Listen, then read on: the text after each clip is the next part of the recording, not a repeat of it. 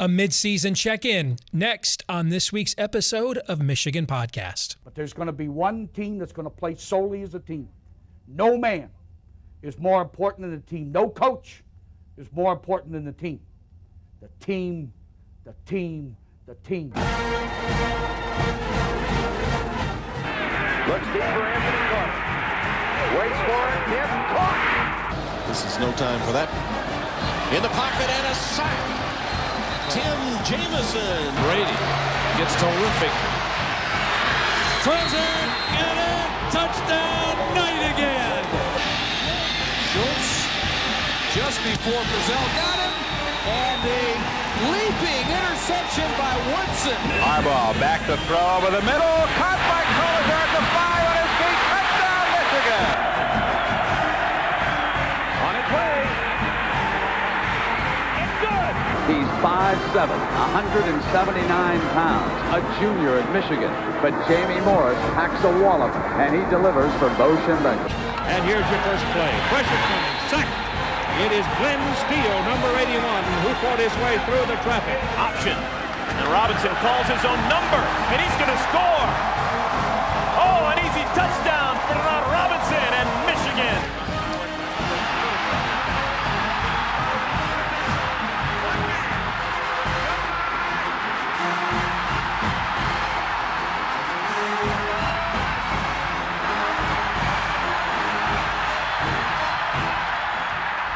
Win it. We're going to win the championship again because we're going to play as a team. And when we play as a team and the old season is over, you and I know it's going to be Michigan again. Michigan.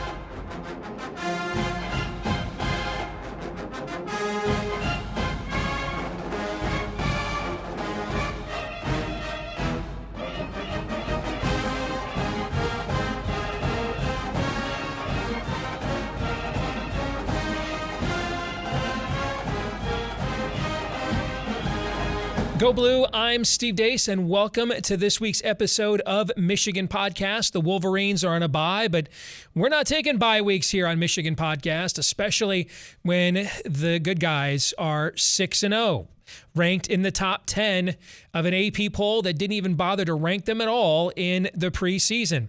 So let's use this bye week as an occasion to kind of take stock on how far the Wolverines have come, and then ultimately, how far could they still go? Let's go through some of the thoughts I had in the aftermath of Michigan's win on the road at Nebraska, in which the Wolverines took several punches and responded in kind. Let's start with this trend line. This is from Zach Shaw at 24/7 Sports, who notes, in the last 40 years, 6 Michigan teams have started 6-0. And I went back and looked at how those teams finished out. 1986, Jim Harbaugh's senior year, Big Ten champions. 1997, Big Ten national champions. 2006, started 11-0. That was our last Rose Bowl appearance. 2011, won the Sugar Bowl, finished 11-2. That was our last major bowl win. 2016, finished 10-2, made it to the Orange Bowl, Harbaugh's best team yet. So that's a positive trend line of where this team could ultimately go. How about this? Look at the emotion here between Harbaugh and Aiden Hutchinson after the win against Nebraska on Saturday night. That is as much emotion as I can remember ever seeing from Jim since he's been the coach here, at least since the 2016 season. I mean, we didn't see that even during the revenge tour of 2018. I mean, that's Jim Harbaugh at Stanford and with the 49ers kind of stuff. That's the guy we thought we were hiring. And maybe the reason we saw this level of emotion from Harbaugh is because of this point from Jordan Johnson, who tweeted to me after the game Saturday night. This Michigan team did something others would not have done, punch back. And I completely agree. The last 3 games in a row, Rutgers in the second half, Wisconsin in the first half, right before halftime, and then Nebraska in the second half. Michigan has taken a punch in the mouth 3 weeks in a row and responded with a win. This has been a notoriously front-running program under Jim Harbaugh. When they get on you, they usually dominate you. If you punch them in the mouth, they typically don't respond. This year's team, the last 3 games in a row, has been dramatically different. Something else to keep in mind. as the battle over what to do with the starting quarterback position continues. In Cade McNamara, you've got a guy with a lot of intangibles. And those are things that are tough to coach. I mean, guys kind of either come out of the home with them and arrive on campus with them, or they don't. And those things matter quite a bit. I think of the last quarterback here to win a national championship, and Brian Griese, former walk-on, wasn't the most talented guy in the world, but he had leadership in spades. Unfortunately, though, Cade's got limitations as well. We see that from a talent perspective. You see this when Devin Gardner does his film breakdowns on WTKA, and he points out all the throws that Cade misses or underthrows or overthrows. So at some point, you do reach a point of diminishing returns if he cannot take a step, and that's something that will have to be wrestled with for the rest of the season. No question about it. But when you look at why Cade is starting, if you're wondering, Sports Source Analytics has it for you. And points out that Michigan has the lowest rate of momentum killers on offense in all of college football, meaning only 3% of their plays are a turnover, a penalty, or some other missed assignment that killed the momentum on a drive. Only 3% of Michigan's plays on offense this year. Only 3%. That's incredible. And so what we have here, to me, I think, is a classic Alex Smith, Colin Kaepernick situation, like when Jimmy was coach of the 49ers. So Cade is limited. It's obvious he's limited. On the other hand, the offense is very efficient. So basically, until JJ is ready to be Colin Kaepernick, you stick with Alex Smith. I think that's probably where Michigan is at right now. But that still does leave a conundrum, though. Because with Cade, you've got a leader of men. I mean, you look at the way that he led drives that responded to every Nebraska punch. That was tough as nails. How about the fact he led a 75-yard touchdown drive after he threw his first interception of the season? He did not wilt whatsoever. That should be applauded. That is clearly marinating its way through the team. On the other hand, he had a dismal 44.3 grade from Pro Football Focus. That's like, it's not John O'Korn, but it ain't 2016 Wilton Spade stuff either. I mean, at 44.3, it's tough to win big games with your quarterback at 44.3 for a grade on Pro Football Focus. So that's the Cade McNamara conundrum. His leadership has been a big part of the culture that has this team off to such a great start, but the current production level will not be good enough against the opponents we're facing in the second half of the season. So at some point then, he either takes a step or you reach that point of diminishing returns. And that's, I have no preference here. Okay, I just want Michigan to win. And if Michigan can continue to win by Cade McNamara taking a step forward, then, go Cade. And if Michigan can win by J.J. McCarthy being ready to help Michigan take the next step and reach its ceiling, I'm all for that. I just want to win. But let's talk defense here really quick before we get out of here. If they're looking for something halfway through the year to be concerning on defense, we have now seen 2 coaching staffs make a second half adjustment on our defense to force it to play laterally. And they have blown up our defense both times doing so. So both Rutgers and Nebraska attempted to come downhill against the Michigan defense. And Nebraska's offense, after that first drive, did absolutely nothing the rest of the half. Rutgers didn't do anything offensively in the first half at all. At halftime in both games, the other team's offense decided, let's make Michigan move laterally. Let's make them defend the width of the field as well. And you saw Rutgers exploit some of that, and you really saw Nebraska exploit some of that. And when you consider that our defensive coordinator, Mike McDonald, who has done a fantastic job thus far, comes from the Baltimore Ravens, where he was coaching against Lamar Jackson in practice every day, it ain't like he ain't seen an offense with a lot of misdirection and zone read and things of that nature. So those are some things that need to be worked on here for both the quarterback position, but then also on the defensive side of the football here during the bye week.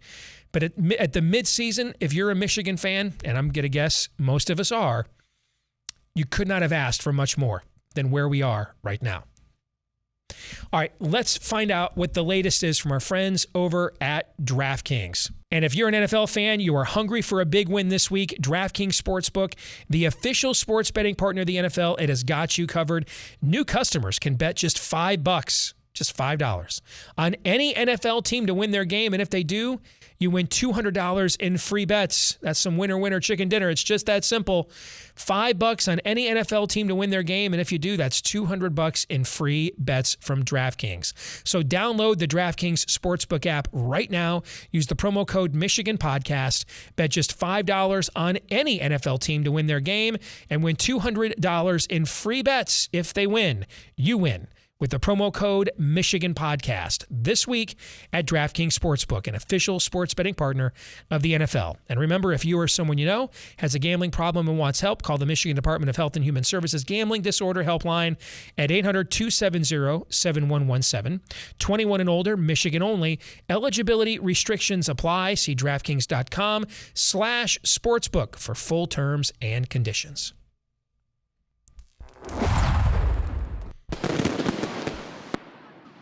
Well, let's get the viewpoint from the other side of the scarlet and gray septic tank with our good friend Mark Rogers here on the 10-Minute War. Of course, Mark has a fantastic channel. If you are a college football fanatic year-round, you cannot do better than the voice of college football. And you get angles and information from every team across the country. But during this time period, we focus on Michigan, the Big Ten, and more. Good to see you again, Mark. How are you?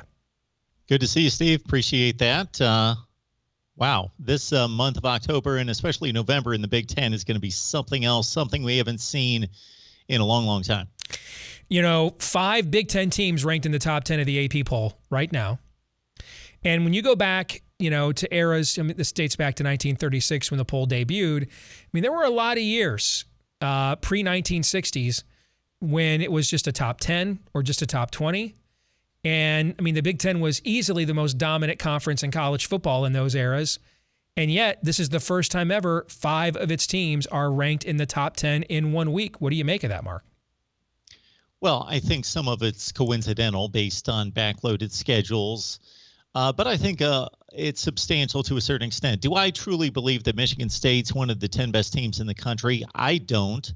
I think they're probably still going to go in that 9-3 range, but I think there's an argument to be waged over the best conference in college football, because if we're going to go through the data that we know relates to the field, meaning recruiting rankings and NFL draft selections and just the talent, then we're still going to opt for the SEC being the best conference. And most people focus on the top of conferences and not necessarily 1 through 14 in this comparison, and the SEC still has it. But if you want to go deep, 5, 6, 7, 8 teams deep, then the Big Ten. And then if you want to go with the results on the field and the performance on the field that we've seen here in 2021, then the Big Ten, for the first time in a few years, there can be an argument over the best conference in college football. So you know what? I didn't tell you we were going to do this. Let's do this just for fun. All right, so I'm gonna go down the rosters of each league. You tell me neutral field what you think the line is. Okay? Okay. All right. And so I'm going to do this off the top of my head. I'm going to try to seed them according to probably how Vegas power rates them at the moment. In fact, no, let's seed them according to how the AP ranks them, since we're doing this off the framework of the top 10 of the AP poll. Fair? We'll do it that way. Okay? Yeah. All right. So Georgia and Iowa, 1-2 in the country. Neutral field. What do you think the line is? Georgia, 11. You think it's that high? Yeah, Georgia just came off being, an 18 or 19-point favorite at home against Arkansas. A substantial favorite. Auburn was about 15 or 16 points, something in that range. I'm going to say that there's still, I think Vegas really clings to its perception of teams, and I think they believe Georgia to be super, super dominant. Okay, I think it could be 7, maybe 8. I think 11 might be steep, but I think we're in around a touchdown or a little more range, give or take a point. Okay. All right. Alabama and Ohio State. I think Alabama's probably still going to be an 8-point favorite in that game. I think it's that high. I don't think it's that high. I think we're probably in the 5 or 6 point range. It was 10 points for last year's national championship game. Yeah, but they don't have Jalen Waddle, Devonta Smith, Mac Jones. They've already lost a game on the road, almost lost another game on the road. What they have done, I mean, in fact, when you look at them all together, frankly, I'm not really sure if they weren't ranked Alabama, they'd be in the top 10. Do you know what the case for Bryce Young I know that. as one of your Heisman ballots would be? Do you know what that is currently, other than I play quarterback at Alabama? Do you know what the case for that is? Well, the case for Bryce Young right now? Yeah, what's his Heisman Trophy case? Do you know? Statistically, he's completing like 73% of his passes. Okay. His TD to pick ratio was like 17-2 going into the A&M game. Okay, all right. Because to me, I'm just like, okay, so he's the quarterback at Alabama then. There's also like not the a quarterback at Justin Fields. BYU. He lost at A&M.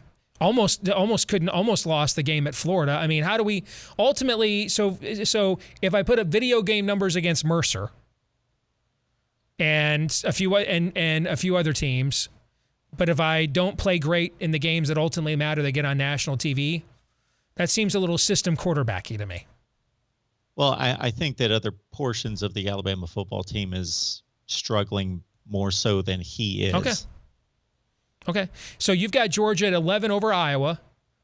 You've got Alabama at about, would you say, 8 over Ohio State?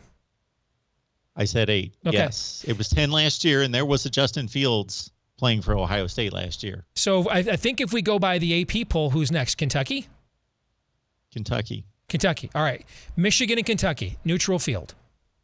Actually, no, it's Penn State and Kentucky because Penn State's ahead of Michigan. So Penn State and Kentucky, Okay. What do you think the line is on a neutral field, assuming Clifford and everybody's healthy? Penn State, Sean Clifford, Kentucky, neutral field. I'm going to say Penn State by 6, according to Vegas. Yeah, I could see that too. Okay. So then after Kentucky, we're going with, is that Arkansas then?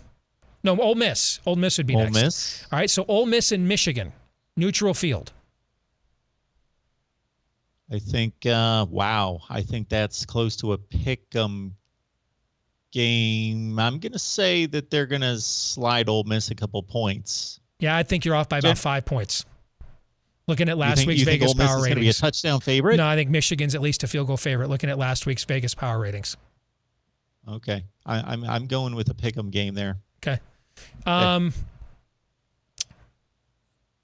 So then we'd have Arkansas against Michigan State, right? Yes. Okay. Arkansas, Michigan State, neutral field. What do you think? Arkansas 5.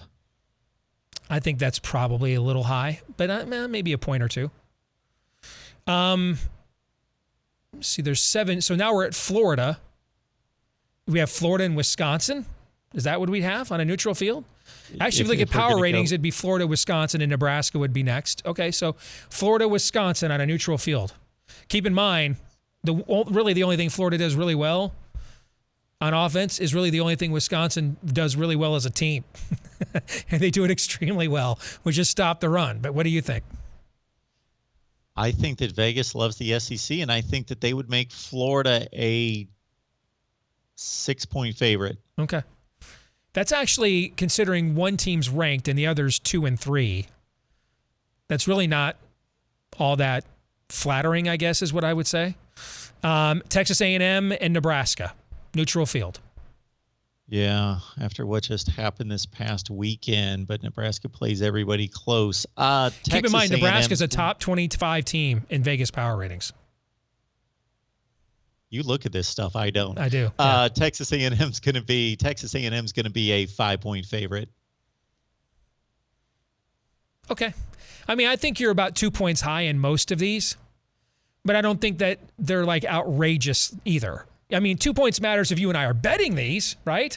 Okay. Yes. But coming up with a cross-reference power rating, I don't know that it makes that much of a difference unless we're consistently 2 points higher. If we're consistently 2 points higher, then I think we have to account for some form of an SEC bias. Fair? I believe there's an SEC bias. Okay. And I believe that the SEC or the Vegas lines typically take a time for them to be adjusted. Vegas is stubborn about its perception of teams. So let's get more parochial and dial it back to Michigan. 6-0, halfway point of the season. I laid out some of my big picture takes. The emotion after the game Saturday night, I don't remember the last time we saw that out of Jim Harbaugh. Didn't see it even during the 2018 revenge tour.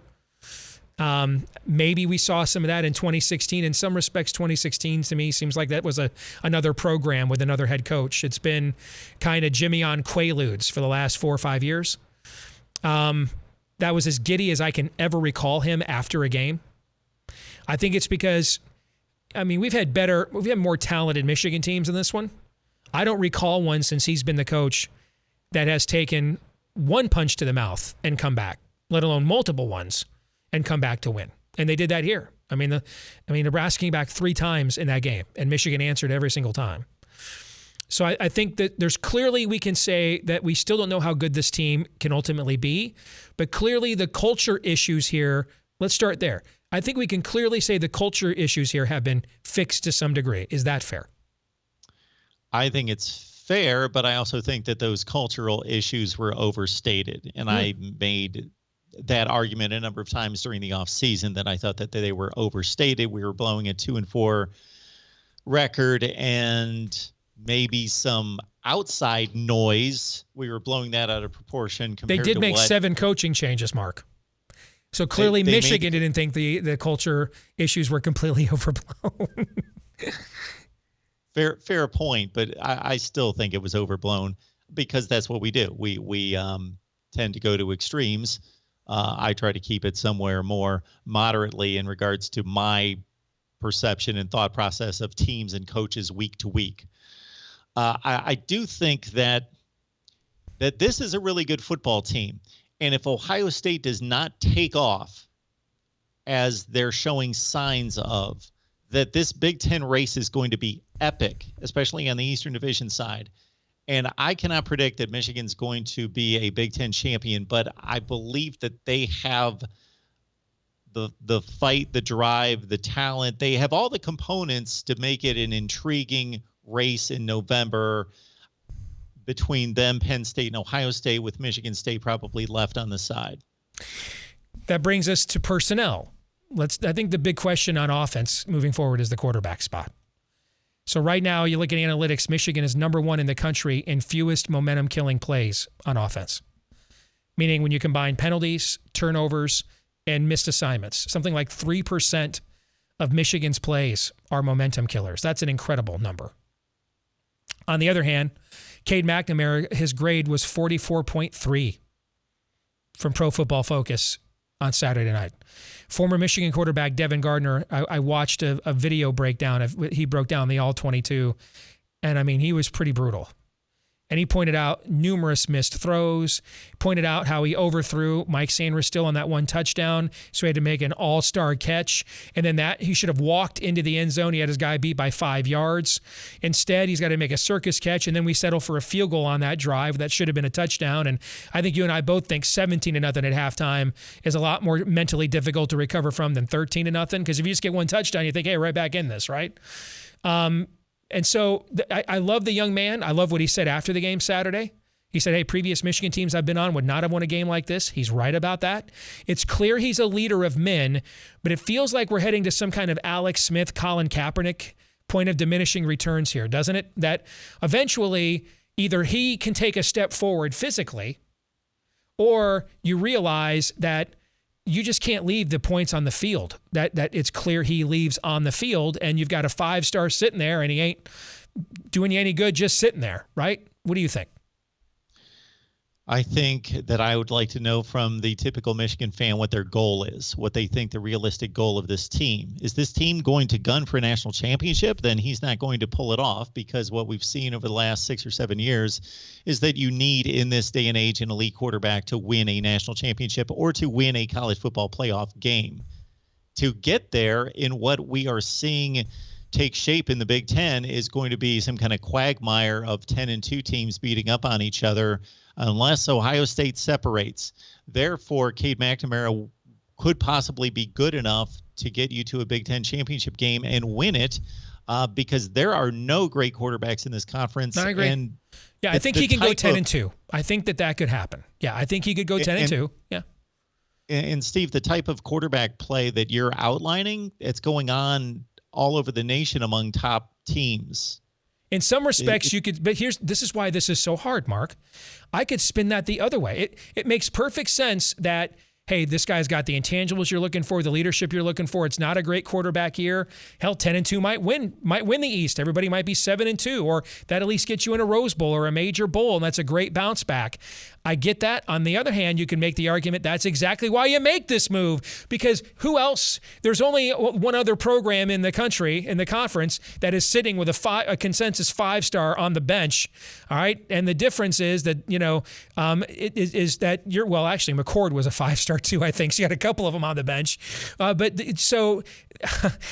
this is exactly why you make that move. Because this gives you a ceiling that no one else other than Ohio State in the league has, right? I mean, you can spin that decision both ways. That's why I think that this has to be you serve no wine before it's time. I think what you have to do, if I were Jimmy, I would play this out with Cade this year as long as it remains successful. Like I would not pull a bye week yank like he did with Kaepernick and Smith. I wouldn't do that. I would play it out until Cade makes it obvious that his ceiling has been exhausted, and then I would make the move. You see what I'm saying? That's what I would do. So if they're losing to Michigan State by 10 points at halftime, you're going to make a move. You make the move then, right then. 17-7. Yes. Okay. Yes. So you're making the Trevor Lawrence, Kelly Bryant situation right there, where Dabo said, against we're Texas going to win A&M. the ACC. We're the best team in the conference. I can get to the college football playoff with Kelly Bryant, but I can't win the whole thing without Trevor Lawrence. Now, you may not be able to shoot quite that high, but the difference between Ohio State and Michigan's situation, so you outlined the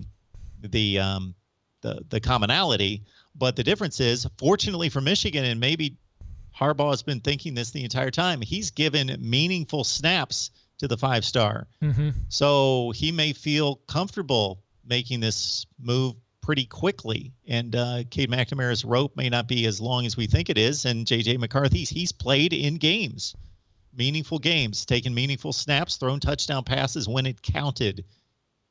Yeah, I've heard some Cade McNamara apologists make the comparison to Brady and Henson. Maybe they just weren't alive back then. Okay, but people forget until late in the year in 1998, Tom Brady was actually not good. I mean, I go back, he got benched against Notre Dame in his first start. They played a brutal game at Minnesota. It was like a 10-3 win or something that year. It was in November that everything just kind of clicked. The first 2 months of that year, he was not that good. And I had no issue at the time at all with mixing him and Drew Henson in, because it was really not clear who should be the starter. Now, in 1999, he got a raw deal. He was phenomenal that year, all year long. From the opener against Notre Dame, the comeback that he led, until the comeback against Penn State, the Orange Bowl. And so, if Lloyd could go back and replay that 99 Michigan State game, he probably doesn't bench Tom Brady for Drew Henson and just leaves Brady in the game the whole time.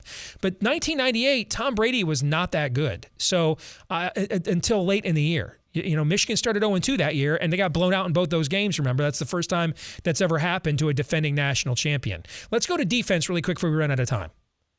Because I love what Mike McDonald has done, but we have seen two opponents now at halftime realize we cannot go downhill against this defense. So we're going to make them play laterally. And with a lot of misdirection, a lot of, gimmicky kind of spread offense, bubble screen, draw it up in the dirt, dirt bike kind of offense stuff. And we've seen Michigan get way out of position twice in second halves against both Rutgers and Nebraska as a result of that. Now, in both those games, they did make the key stop at the end. But looking down the pike of the rest of Michigan's schedule, are there teams, because I don't count the Ohio State game. So other than that, are there other teams that could take advantage of that might be uniquely equipped to say, hey, let's see if we can get these guys in space that are young and expose them a little bit? Well, just looking at Nebraska before I turn the spotlight on Michigan real quick, their coaching staff should have understood what they would be able to accomplish against Michigan, or have a chance at accomplishing, versus what they would not be productive doing, because their offensive line's not good and they don't have a running back who's spectacular. So why they were trying that, I don't know. But anyway, they got to go with the guy that's typically going to turn it over maybe at the end, but he's your one option to get something done. All right, looking at Michigan defensively, I think that there's really one team aside from Ohio State that can really scorch them in the passing game, and that's Washington and Dotson and that crew at Penn State. If Clifford is healthy, we don't have an update on him, right? What his situation we don't have is? an update on Sean Clifford. Okay. Although, look at way Michigan State's playing. They're taking long shots with Reed and Naylor and connecting. So they're a better passing team than I initially gave them credit for. Again, this Michigan team, what they're doing is great, and the vibe, the culture, the energy, and even the nuts and bolts of it are improved considerably. And if they're gunning for a Big Ten championship, which should be paramount, they have a great shot at doing so. They are playing as well as anybody on their side of the conference right now, on all sides, special teams included. Great point on Michigan special teams. They've been a strength the entire Harbaugh era. This might be the best collectively they have been, though. I mean, they're fairly elite everywhere. I mean, you can make the argument this is the best kicker and punter on one team in college football, and A.J. Henning has been a very good returner. You got Blake Corum back there who can go to the house at any point on kickoffs. So great stuff, Mark. We'll talk to you again next week, man. Thank you. Thank you so much, Steve. You bet. This week's Twitter poll results. We asked you who is the MVP of the first half of Michigan's season, and Aiden Hutchinson wins this thing in a runaway at 43.4%. I'm kind of surprised. Daxton Hill. Now, Aiden Hutchinson deserves to be the winner, but I voted for Daxton Hill just because I thought he deserved more votes than this. I mean, he had the game-clinching stop against Nebraska on their final play. He had the interception that sparked our momentum in that game. I mean, Daxton Hill, he knocked Graham Mertz out of that game. He should have gotten more than 16.8% of that vote. Elsewhere on that poll, so we mentioned Aiden Hutchinson's first. Daxton Hill is second. Blake Corum just edges out Hassan Haskins, who, we should mention this, that leap, and he stuck the landing and continued in full speed against Nebraska. That's the best run by a Michigan back since Devion Smith's all-timer against BYU in 2015 in Harbaugh's first season. And kids, if you don't remember that run, you need to go watch that. That was a grown-ass man run right there. All right, this week's feedback of the week from William Tonneson, who makes a very good point. And since I was questioning one of these guys and completely dismissive of the other heading into the season, I need to also eat some crow. And he says, hey, Sharon Moore and Sean Nua also deserve some credit for the first half of the year. The line play is dramatically higher than the last few seasons. So Sharon Moore, I pointed out, never coached offensive line before. We got rid of one of the best offensive line coaches in the sport to make way for him. I mean, the offensive line has been fairly fantastic. I mean, you go look at Saturday night. We played 5 different guards, guys. We played 5 different guards. We played 8 different offensive linemen because of shuffling guys in and out with injuries. And you just didn't see any drop-off from what we saw from Trevor Keegan to Carson Barnhart, et cetera. So give Sharon Moore a ton of credit for that. And then Sean Nua, who I think a lot of us, myself included, were like, why is this guy coming back? What has he done? It's been a disappointment recruiting. Now suddenly defensive line recruiting looks like it's a strength of the current class. The defensive line's the surprise unit on this team. So William Tonneson is correct. I should eat some crow, and we got to give some propers to both Sean Nua and Sharon Moore for the jobs they've done in this first half with those units. Well done, both of you. Thank you. All right, next week, we're going to roll out how we predict the second half of the season to go, our top 5 predictions for the second half of the season. Until then, remember, please, to like, rate, share, subscribe, follow, whichever the case may be, on YouTube right here if you're watching, or iTunes, Stitcher, Google Play if you're listening. Help us to find more and more Michigan fans just like you. Remember to follow us on Twitter at Michigan Podcast, and you'll keep up to date on what we think about anything breaking with the Wolverines between now and next week's episode. Until next week's episode, I'm Steve Deace. We'll see you then. Go Blue.